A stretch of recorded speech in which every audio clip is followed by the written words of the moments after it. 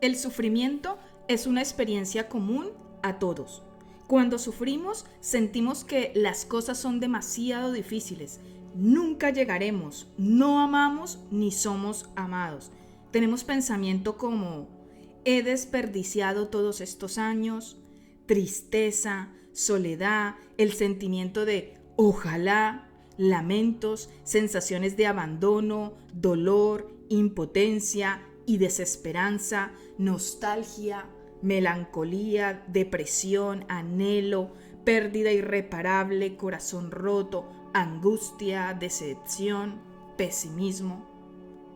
Muchas cosas pueden precipitar el sufrimiento como lo son: la pérdida de un sistema de creencias, de una relación, de una capacidad o función, de una esperanza con respecto a nosotras mismas, a la vida, a las circunstancias externas o a las situaciones. Es el sentimiento que se expresa con frases como: nunca voy a superar esto, es demasiado difícil, lo intenté, pero nada me ayuda. Hay una sensación de vulnerabilidad ante el dolor y por eso lo vemos en gran cantidad en el mundo externo, lo que refuerza y justifica el sentimiento interno. Lloramos suplicando que alguien nos ayude porque no podemos hacer nada al respecto y creemos que tal vez alguien pueda hacerlo por nosotras. Esto está en contraste con la apatía, en la que domina la sensación de que nadie puede ayudar. Esto es Lecturas que Inspiran. Y continuamos con el libro Dejar ir, del doctor David R. Hawkins, El camino de la entrega. Si te están gustando estas lecturas, te invito a que sigas el canal y a que lo compartas con aquellas personas que tú sientas que estas lecturas le pueden inspirar. Y recuerda que si quieres apoyar este canal, puedes conocer los cuadernos de transformación personal, que en la descripción encuentras el enlace. Continuamos con la lectura.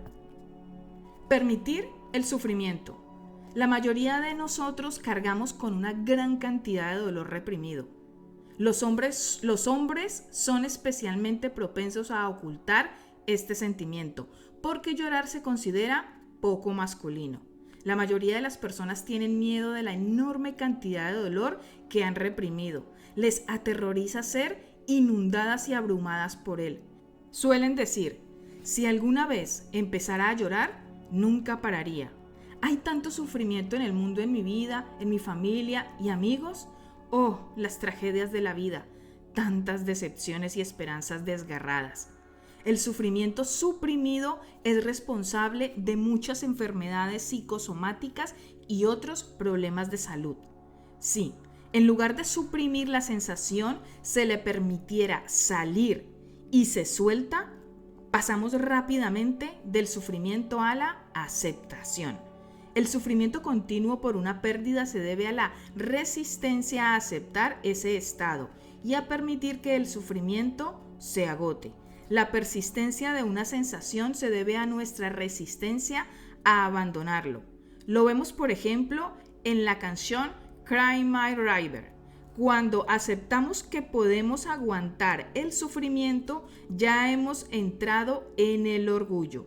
La sensación de puedo hacerlo y puedo con ello nos lleva al coraje para enfrentar nuestros sentimientos y soltarlos, con lo que pasamos a los niveles de aceptación y finalmente a la paz. Cuando soltamos el abundante sufrimiento al que hemos estado aferrados desde siempre, nuestros amigos y familiares notan un cambio en nuestra expresión facial. Nuestro paso es más ligero y parecemos más jóvenes. El sufrimiento está limitado por el tiempo. Este hecho nos da la valentía y la voluntad necesaria para enfrentarlo. Si no nos resistimos a la sensación de sufrir y nos entregamos totalmente a ella, se agotará en unos 10 o 20 minutos y luego desaparecerá durante periodos variables. Si seguimos entregándolo cada vez que surge, con el tiempo se agotará. Simplemente nos permitimos experimentarlo por completo. Solo hemos de tolerar el sufrimiento desbordante durante 10 o 20 minutos y luego de repente desaparece. Si nos resistimos al dolor, entonces seguirá. El dolor reprimido puede durar años. Al enfrentar el sufrimiento, se suele reconocer y dejar de lado la vergüenza y lo embarazoso de experimentar esa sensación. Esto es especialmente cierto para los hombres. Tenemos que abandonar nuestro miedo a la sensación y sentirnos desbordados y abrumados por ella. Ayuda a darse cuenta de que soltar la resistencia a la sensación permite que ésta nos atraviese con rapidez. Tradicionalmente, su propia experiencia y sabiduría ha llevado a las mujeres a decir: un buen llanto hace que me sienta mejor. Más de un hombre se ha sorprendido al aprender esta verdad.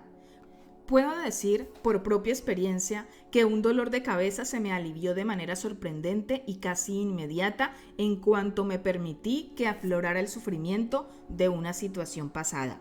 A medida que iba surgiendo el dolor, me vino la frase: los hombres no lloran. Después de soltar el orgullo masculino con respecto al llanto, vino el temor a que nunca se detuviera. En cuanto el temor se fue, llegó la ira. Ira hacia una sociedad que fuerza a los hombres a reprimir sus sentimientos e ira por la idea de que los hombres ni siquiera se les concede tener sentimientos. Al soltarla, alcancé el nivel del coraje y pude permitir el necesario llanto. No solo se me olvidó el dolor de cabeza, sino que cuando el torrente de sollozos disminuyó, sentí una profunda tranquilidad. A partir de entonces, ya no necesité evitar el llanto. Cuando un hombre deja que surja el sufrimiento y se libera totalmente de esa energía suprimida, se siente en paz y cambia su punto de vista sobre su masculinidad. Se da cuenta de que así su masculinidad está más completa. Sigue siendo igual de hombre, pero puede estar en contacto con sus sentimientos. Por consiguiente, está más adaptado, es más completo, más comprensivo, más maduro, más capaz de relacionarse mejor y de entender a los demás. Es más compasivo y más amoroso. La base psicológica de todo sufrimiento y duelo es el apego. El apego y la dependencia se producen porque nos sentimos incompletos. Por lo tanto, buscamos objetos, personas, relaciones, lugares y conceptos para satisfacer las necesidades internas. Como los utilizamos inconscientemente para satisfacer una necesidad interna, llegamos a identificarlos como propios. A medida que vertemos más energía en ellos, vivimos una transición de la consideración de esos objetos externos como propios a verlos como una auténtica extensión de nosotros mismos. Experimentamos la pérdida del objeto o persona como una pérdida de una parte importante de nuestra economía emocional. La experimentamos también como una disminución de las cualidades que representaba el objeto o la persona. Cuanto más energía emocional invertimos en el objeto o la persona, mayores son la sensación de pérdida y el dolor asociado al deshacer los lazos de dependencia. El apego crea una dependencia y esta, debido a su naturaleza, conlleva intrínsecamente miedo a la pérdida. Dentro de cada persona coexisten el niño, el padre y el adulto. Cuando surge el sufrimiento, es gratificante preguntarse: ¿quién originó este sentimiento dentro de mí? ¿El niño, el padre o el adulto?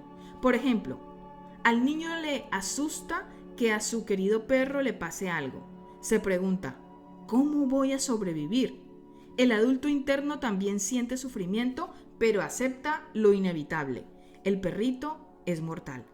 El adulto en nosotros acepta que la impermanencia es una realidad de la vida. Aceptamos que nuestra juventud es transitoria, que muchas relaciones románticas no son para toda la vida y que nuestro perro morirá un día. Gestionar la pérdida.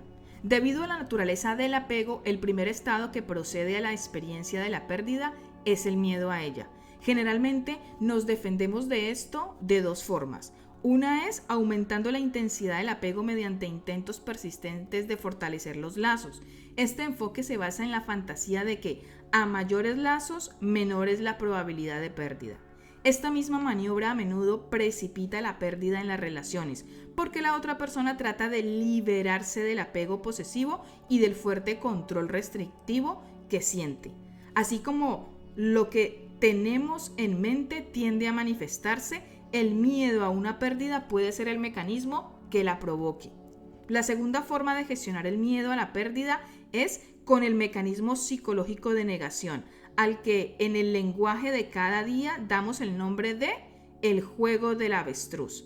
A diario vemos a nuestro alrededor las diversas formas de negarse a enfrentar lo inevitable. Todas las señales de alarma están ahí, pero la persona no las tiene en cuenta. Por tanto, quien está en un proceso evidente de perder su trabajo tiende a no verlo. Los cónyuges de un matrimonio que se está yendo al garete no comprenden ninguna acción correctiva. El enfermo grave ignora todos los síntomas y evita la atención médica. Los políticos no encaran los problemas sociales y esperan que desaparezcan solos. Países enteros son ajenos a la precariedad de su existencia. Por ejemplo, son incapaces de prever ataques como los del 11 de septiembre. El conductor ignora las claras señales de advertencia de un motor que funciona mal. Todos nos hemos arrepentido alguna vez de no haber prestado atención a las señales de advertencia de los problemas futuros.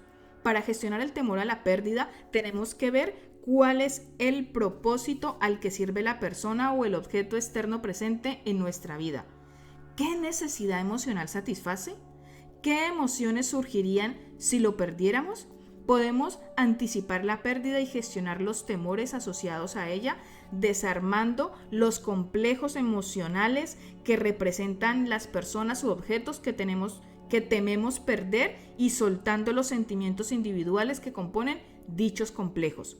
Digamos, por ejemplo, que tienes un perro por el que has sentido apego durante muchos años.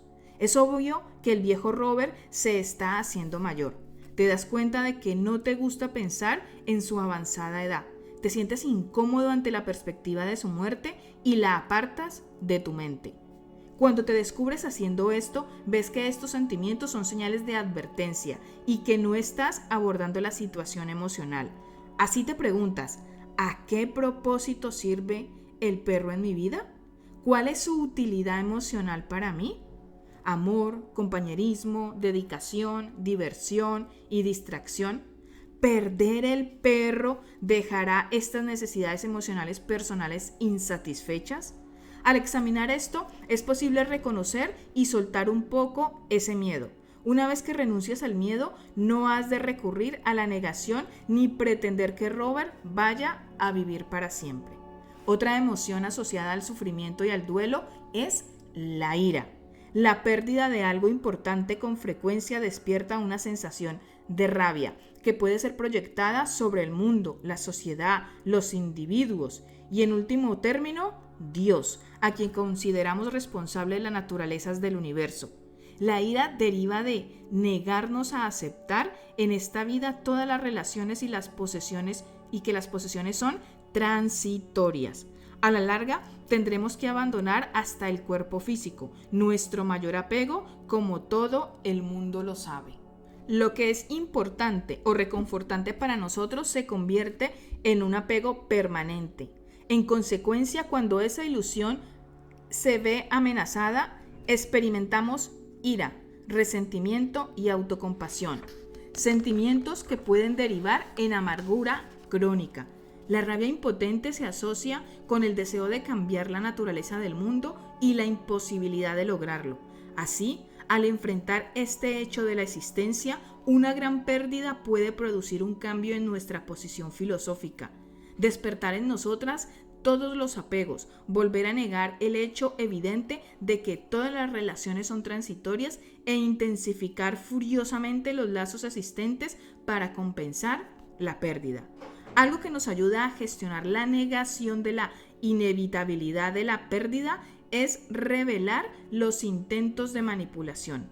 En la fantasía, la mente trata de desarrollar tácticas para evitar la pérdida, que pueden tomar la forma de ser más bueno, más trabajador, más honesto, más perseverante o más leal. En las personas religiosas esto puede tomar la forma de tratar de manipular a Dios mediante promesas y pactos. En las relaciones puede dar lugar a una conducta de sobrecompensación. El esposo se vuelve cada vez más obediente y cariñoso en un intento de evitar una ruptura. El marido desatento de repente comienza a traer regalos y flores a casa en lugar de llegar a la raíz del problema. Cuando la negación se derrumba y vemos que las manipulaciones no han funcionado, atravesamos el temor y llegamos a la depresión. Entonces tiene lugar un auténtico proceso de duelo y sufrimiento. Es posible trabajar todos estos estados emocionales con mayor rapidez mediante el dejar ir. Se entrega la inevitabilidad del sufrimiento y se asume una voluntad de soltar la resistencia y dejar que el proceso ocurra y se contemple por sí mismo. Podemos tomar la decisión de dejar de resistirnos al dolor, en lugar de negarlo y resistirte. Te sumerges en él y lo superas. Te permites llorar al viejo Robert o la pérdida de una relación. Siempre hay una cantidad variable de culpa asociada a la sensación del sufrimiento. La culpa se basa en la fantasía de que la pérdida representa un castigo o de que una actitud o conducta diferentes habrían impedido que eso sucediera. A menos que se renuncie a ella, la culpa puede reciclarse y reabastecer la ira y la rabia. La rabia no reconocida se proyecta sobre otras personas del entorno en forma de culpa. Más adelante, la culpabilidad proyectada sobre otras relaciones puede reforzar la pérdida al provocar otra pérdida mayor. Esto sucede con frecuencia entre cónyuges como consecuencia de la muerte de un hijo. Se ha corroborado que la tasa de divorcio entre los padres que han perdido a sus hijos llega al 90% debido a la proyección de la culpa. A una pérdida grave la sigue otra, la del cónyuge. Veamos un ejemplo de este tipo de relaciones en una mujer de 40 años. Tuvo un matrimonio excelente durante 20 años, con un marido atento y considerado.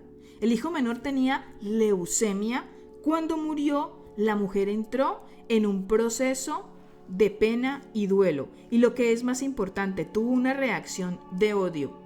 Odiaba a los médicos, odiaba al hospital, odiaba a Dios, odiaba a su marido y al resto de sus hijos. Su rabia se hizo tan indómita que llegó a mostrarse violenta y amenazadora. Tuvieron que llamar a varias veces a la policía para controlar su conducta violenta. Al final, los demás hijos se fueron de casa por miedo al caos, los abusos físicos y las amenazas. Su marido removió cielo y tierra para tratar de ayudarla, pero ella también descargaba su ira contra él y lo atacó con violencia en varias ocasiones. La desesperación y el agobio también acabaron ahuyentándolo. Esta caótica situación terminó con un divorcio en el que la mujer perdió su casa. Pasaron casi 5 años antes de que la rabia disminuyera. Para entonces, la mujer había destruido toda su vida y tenía que empezar de cero. Cuando se han trabajado, entregado y soltado todas las emociones negativas, finalmente se produce el alivio y el sufrimiento se sustituye por la aceptación. La aceptación es diferente de la resignación. En la resignación todavía quedan restos de la anterior emoción. Existe reticencia y se tarda en reconocer los hechos. La renuncia dice, no me gusta, pero tengo que aguantarlo. Con la aceptación renunciamos a resistirnos a la verdadera naturaleza de los hechos. Por eso, uno de los signos es la serenidad. La lucha termina y la vida vuelve a comenzar. Las energías vinculadas a las anteriores emociones se liberan y se reactivan los aspectos saludables de la personalidad. Los aspectos creativos de la mente desarrollan oportunidades para nuevas situaciones en la vida, nuevas opciones de crecer y experimentar acompañadas de una sensación de vitalidad. Una enseñanza muy conocida y practicada es la oración de la serenidad de los grupos de los 12 pasos. Señor, concédeme serenidad para aceptar las cosas que no puedo cambiar, valor para cambiar aquellas que puedo y sabiduría para reconocer la diferencia. Dejar de trabajar alguna de las emociones asociadas al duelo y la pérdida puede producir un estancamiento crónico. Por tanto, puede derivar en una depresión prolongada y en largos estados de negación en los que realmente se niega la muerte de esa persona.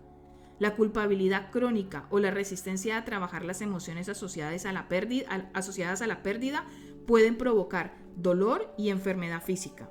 Los mecanismos que subyacen a este proceso se explican en un capítulo posterior sobre la relación entre cuerpo y mente. La energía reprimida de las emociones a las que no hemos renunciado resurge en los sistemas nervioso y endocrino, produciendo un desequilibrio que dificulta el flujo de la energía vital a través de los meridianos de acupuntura. Esto da lugar a cambios patológicos en diversos órganos. Es un hecho reconocido que la tasa de mortalidad entre las personas que están viviendo un duelo es mucho mayor que las de la población en general, especialmente en el primer o segundo año siguiente a la muerte del cónyuge. Uno de los orígenes de la culpa asociada al sufrimiento es la ira hacia la persona amada por haberse ido. Esta ira a menudo se reprime porque a la mente consciente le parece irracional. Las virtudes de los queridos difuntos se expanden y exageran en la fantasía, y esta discrepancia complica la culpa. ¿Cómo podríamos estar enfadados con una persona tan maravillosa? Sentimos culpa por estar enfadados con Dios, creador del universo que ha permitido el trágico suceso. Una mujer de 60 años se presentó en mi consulta con múltiples dolencias físicas. Sufría ataques de asma, alergias, bronquitis, frecuentes episodios de neumonía y todo tipo de dificultades para respirar. Durante la psicoterapia reveló que su madre había muerto 22 años antes y añadió que, curiosamente, no había tenido ninguna reacción ante su muerte. A pesar de que era su responsabilidad, no se había ocupado de que se colocara una lápida en la tumba. Por la información dada, era evidente que había mantenido una relación muy dependiente con su madre y que para ella su madre era una figura ambivalente por haberse resistido a cubrir todas sus necesidades. Necesitó muchos meses para trabajar su negación masiva asociada a la culpa que le producía su ira contra su madre por haberla abandonado.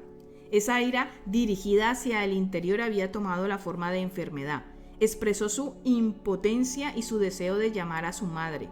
El deseo suprimido de llorar la pérdida de su madre le había llevado a una constante sensación de no poder respirar. Se odiaba a sí misma por esos sentimientos de amor-odio, y la suma total de todas sus emociones reprimidas había reaparecido en forma de múltiples síntomas respiratorios, enfermedades psicosomáticas. Mientras trabajaba su duelo retrasado, empezó a surgir la reacción al sufrimiento y a la pérdida. Quedó muy claro que su resistencia a trabajar esas emociones era extrema y que dicha resistencia había producido los síntomas físicos. Finalmente completó la formación profesional necesaria para hacerse terapeuta y trabajar con moribundos en un programa de cuidados paliativos. Prevenir el sufrimiento. Por la naturaleza de los procesos que hemos descrito, queda claro que es posible prevenir el duelo severo, la pérdida y las reacciones patológicas mediante el reconocimiento temprano y la entrega preventiva de los sentimientos asociados cuando todavía son leves y pueden gestionarse sin excesivo sufrimiento. Como hemos visto, la base de todo duelo y pérdida es el apego.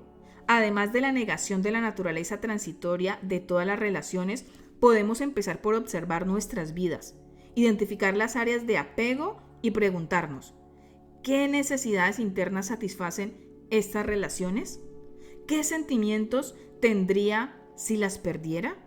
¿Cómo puedo equilibrar mi vida emocional para disminuir la extensión, el grado y el número de apegos a los objetos externos y a las personas?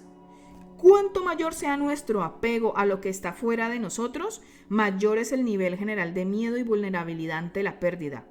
Preguntémonos, ¿por qué nos sentimos tan incompletos? ¿Por qué estoy tan vacío que tengo que buscar soluciones en forma de apegos y dependencias de los demás? Podemos empezar a observar nuestras propias áreas de inmadurez. En concreto, necesitamos examinar dónde tratamos de recibir amor en lugar de darlo.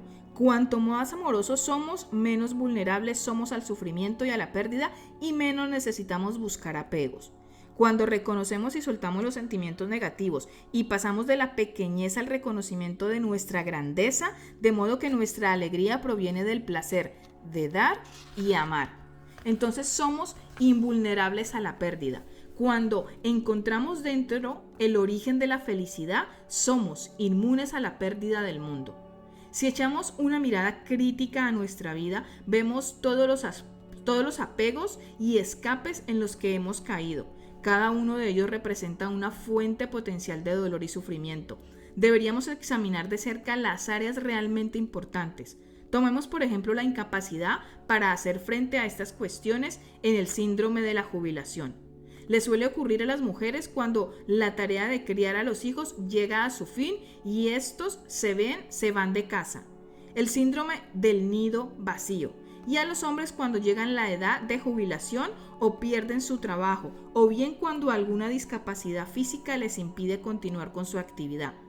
Esta reacción que se produce en la madurez se debe a los muchos años de negación preexistente. A menudo no se afronta lo inevitable ni se hacen planes para desplegar otras actividades que satisfagan las mismas necesidades internas. Los sentimientos de autoestima, el deseo de sentirse necesario e importante y las necesidades de contribuir y ser productivo. La anticipación de lo inevitable y la preparación para ello producen una incomodidad relativamente superflua en comparación con el sufrimiento y la pérdida que vendrán más adelante. Podemos mirar nuestras relaciones amorosas más importantes y examinarlas honestamente.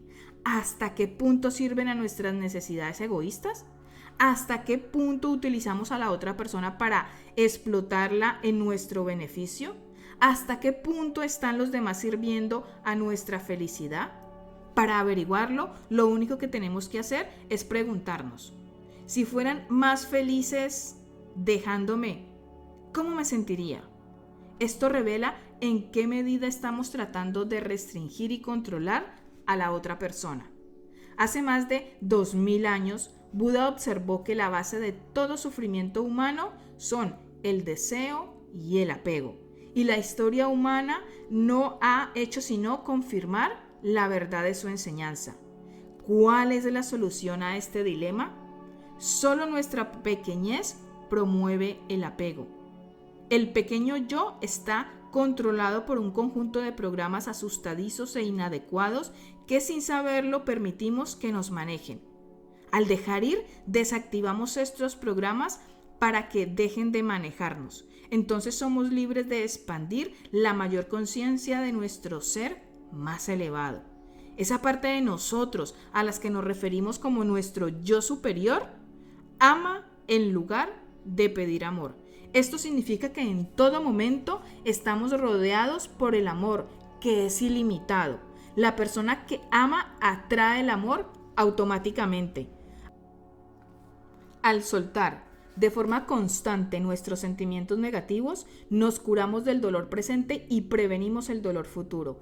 El miedo es reemplazado por la confianza, que viene acompañada de una profunda sensación de bienestar. Nos hacemos inmunes al sufrimiento de la pérdida cuando reemplazamos la dependencia del pequeño yo, es decir, de la personalidad, a la del ser en mayúscula, es decir, a la divinidad en nosotras. Busquemos la seguridad en el ser con mayúscula que es eterno, en lugar de el pequeño yo que es transitorio. Y esto ha sido todo por hoy en Lecturas que Inspiran. Si te ha gustado esta lectura, te invito a que sigas el canal. Y si quieres apoyar estas lecturas, puedes conocer la Escuela de Amor Propio y los cuadernos de transformación personal en la página web www.sandrasuaza.com, y en la descripción vas a encontrar los enlaces para que conozcas las formaciones y los cuadernos de transformación personal. Y nos escuchamos en la próxima lectura. Que tengas un feliz instante presente.